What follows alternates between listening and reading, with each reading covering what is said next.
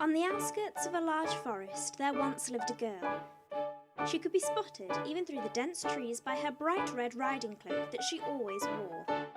It had been made especially for her by her grandmother, who lived deep in the forest, and earned her the nickname Red Riding Hood. One day, her mother asked her to take a basket of bread and wine to her grandmother with one very important instruction: not to stray from the path. Red Riding Hood agreed, rolling her eyes as she turned away and strode along the path into the trees.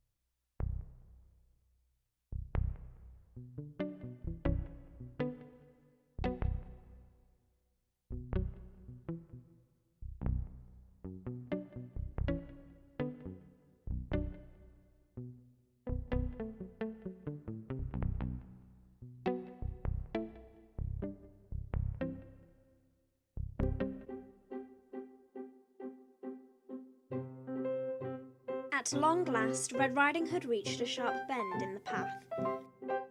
Looking to her left, she saw a gap between the trees, and in the distance, a blanket of bluebells covering the forest floor. She knew what her mother had said about leaving the path, but her grandmother would adore a bouquet of fresh flowers, so she stepped off the path and disappeared between the trees.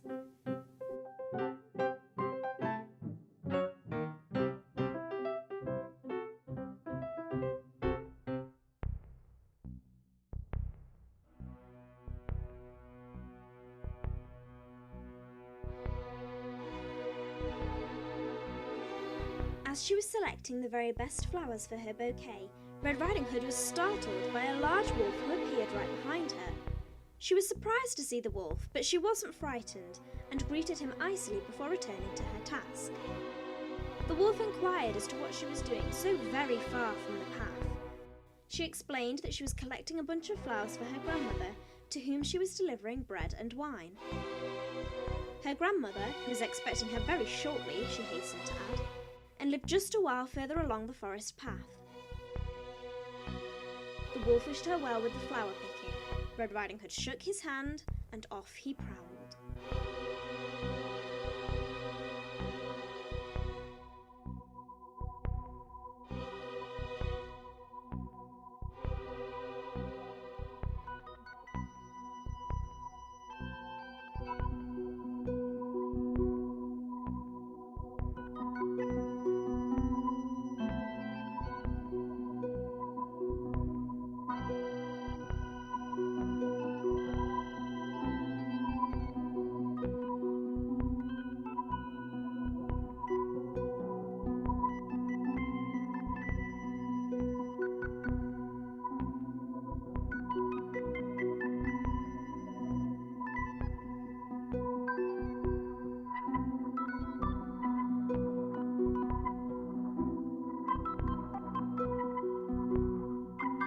At the end of the path, the wolf came upon a small cottage, smoke twisting from its stone chimney. Peering through the window, he spied the closed curtains of a four-poster bed. The wolf knocked gently on the door, the way he imagined a young girl would. Red Riding Hood's grandmother called out to beckon him in, believing it was her granddaughter at the door, whom she had been expecting by now. The wolf padded quietly under the low doorframe. Ripping back the bed curtains, he sprang upon the grandmother, swallowing her whole. But not before he had removed her nightcap and glasses to use as a disguise. Red Riding Hood came strolling down the path, the bluebell bouquet safely tucked in her basket. She rapped loudly on the door, and a hoarse voice immediately summoned her inside. She saw the bulky outline of her grandmother before she stepped through the door. The girl shuffled cautiously into the room, commenting on what large ears her grandmother had today.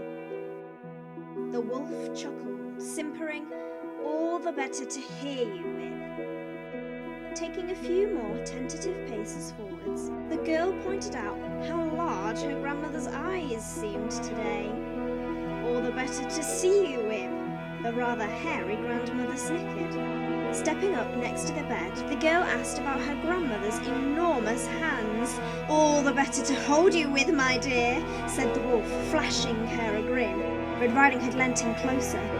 "My, what sharp teeth you have, grandmother! All the better to eat you with."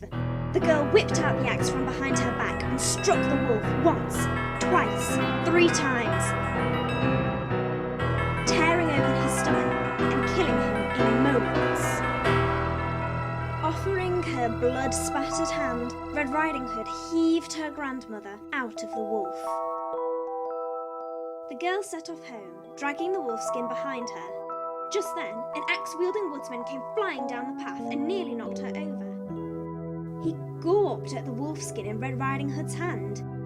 She motioned him aside, suppressing her amusement at his shock, and continued into the forest, the woodsman staring after her, incredulous.